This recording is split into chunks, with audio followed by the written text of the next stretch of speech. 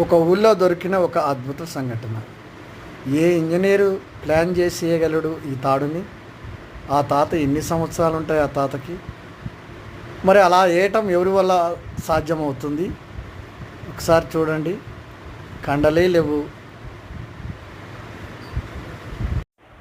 90 ఏండ్ల వయసులో ఆయన చూడు ఎంత నైపుణ్యంగా పాత చీరలను కోసి దాన్ని పురిపెట్టి తాడుగా మలిసి బర్లకు గొర్రెలను కట్టేయటానికి ఉపయోగిస్తున్నాడు. ఇది ఎప్పుడు చూసి ఉంటాం మనం? గుర్తుందా? గుర్తుంటే ఒక్కసారి కామెంట్ చేయండి, ఎవరైనా చూసారా లేదో.